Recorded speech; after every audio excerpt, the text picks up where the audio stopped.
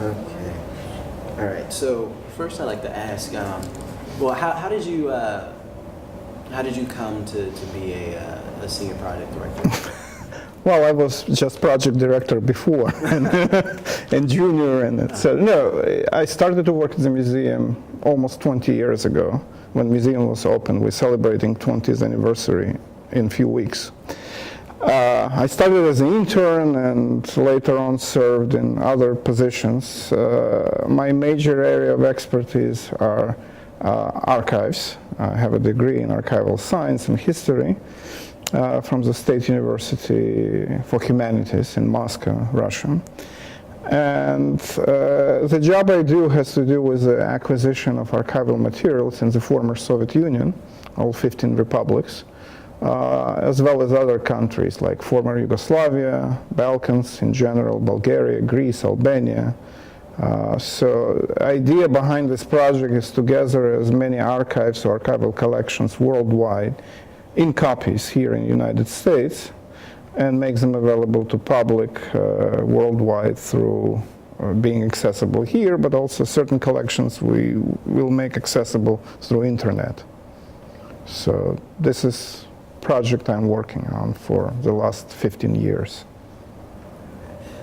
You grew up in the Ukraine, correct? Yes, it's true. So when you were a youngster in Ukraine, did you always dream of being, senior project director? Did you always dream of being in archives? Like, what led you? I was always interested in history. And you cannot dream to be senior project director, but you dream to be a historian. And I think I fulfilled my dream by going, first of all, to college, where I studied history, Russian history, but later on my own Russian Jewish history and Soviet history. And when I came to United States, also almost 20 years ago,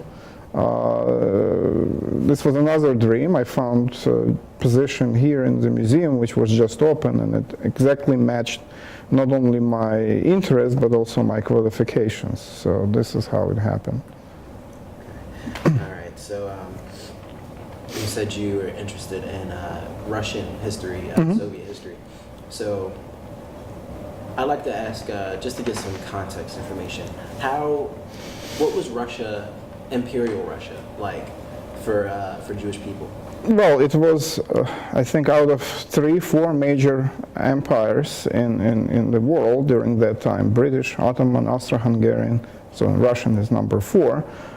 This was one of the largest, and like many other empires, had many ethnic groups, ethnic minorities. And almost in every empire there was, of course, a certain treatment of minorities, not only Jews. So I believe, based on what I know, Russian Empire probably had the worst record when it comes to the treatment of all ethnic minorities. When it comes to Jews, I think it was even worse. It has to do with few things. I think that Jews, what's the difference between other minorities and Jewish minority? Jews had different religion, they spoke different language, and one of the symbols or kind of emblematic symbols of discrimination against Jews in Russian Empire was, of course, in famous Pale of Settlement. I'm not sure if you're familiar with the term. I need to expand on that, right? So we're dealing here with the area where Jews were allowed to live. Outside of that area, Jews were not allowed to live and travel. Well, travel could be done occasionally, but only with a special permission of local authorities. So we're talking about, what we would maybe call now in current terms apartheid, the area, the term used in South Africa, but this is again, applicable to the situation of Jews, but not only, in former Russian Empire. So the area consisted of large geographical area, of course, it was not a ghetto, small, area, but Jews were concentrated and allowed to live only there. It's probably, to give you a picture of what it is, it's territory of today's Ukraine, Belarus, Baltic republics, Moldova, and a few other regions.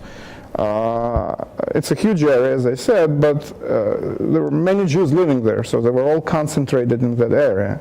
And when population expands, you know, they need a room to move further. So you have entire Russia off limits to Russian Jews, with few exceptions. And this is one of the better examples, or emblematic examples of discrimination. There were also other examples dealing with, for example, admission to universities. Then there were special restrictive laws or discriminatory laws dealing with the way how Jews dressed, what they eat, customs, traditions. I don't want to give you wrong pictures that it was, you know, only Jews who suffered this discrimination. There were, of course, Muslims, Buddhists, and other ethnic minorities. But since we're talking about Jews, or Russian Jews, this is again, you know, description, or very brief description of discriminations which Jews suffered in the Russian Empire until First World War. And revolutions which eliminated Pale of Settlement.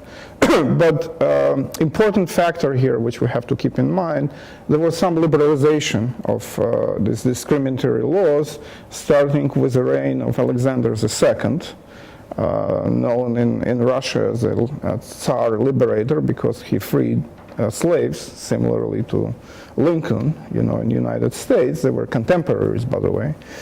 And this liberalization allowed Jews who received higher education, who went to universities, colleges, to live outside of Pale of Settlement. So there was an influx of Jews into Russia, what is today Russia, as a result of this new legislation. There were also liberalization of military draft. Before, Jews had special treatment when it comes to draft. There were very harsh measures against Jews. And so Jews were allowed to be accepted into universities for a very short period of time, being kind of equally competing with non-Jews. And as soon as Jews became students of universities, and there were so many Jews, then restrictive measures were again implemented. So this is just very briefly and generally, you know, about discrimination of Jews or situation with the Jewish population in the Russian Empire. Okay. So why was there such great discrimination against Jews and ethnic minorities? Well, living in the empire, in Russian Empire, predominantly Christian, the aim of the government, Tsar and his administration, was to assimilate Jews, but not only. It has to be, again, you know, it applied to many minorities, Ukrainians, Belarusians, Muslims, Buddhists, I already mentioned. So the idea was to make everybody Russian, at least speak Russian, dress like Russian, and ultimate goal, of course, was to make everybody Christian too. There were ethnic groups who resisted this policy, and Jews were among them. They were not only different in religions, they also had different language. They were speaking Yiddish, you know, they conducted their prayers in Hebrew, holy language. They were dressed differently because Jews, you know, had a custom to dress, you know, and this was also a very important role, played an important role in the tradition. There were just general xenophobia, you know, which was also, you know, a very common thing in Russia during that time. So Jews lived separately and were treated separately. So the idea was that many different, you know, periods of time to bring them into mainstream of Russian life. And sometimes they try to, sometimes it succeeded by basically what I already told you, admitting them into universities, allowing them to live in big cities. But there were also, you know, ideas to do this by force, like drafting Russian Jews into army and assimilating them. This was believed to be the best school or best way to bring this population, you know, closer to Russian population through military service for 25 years. So this is one example. There were also, you know, one doesn't need to underestimate, you know, a role of religion, which played, again, major role in formulating discrimination against Jews, because Jews were perceived as someone who didn't accept Christianity, those who killed Jesus Christ, and reluctantly, you know, accepting certain laws and conditions in the countries where they live. So So you have almighty of administration, Tsarist administration, fighting with Jews and trying, on one hand, bring them into mainstream, closer to general population. On the other hand, as soon as they're moving in to big cities, universities, occupying certain positions in public areas, being doctors, lawyers, professors, they don't want them there either, because they're afraid that they will overwhelm Russian society and will influence Russian society in the wrong direction. So you have two policies, on one hand assimilation, and on the other hand discrimination against people who are already assimilated, and making sure that at certain point it stops and doesn't go further. The door slide.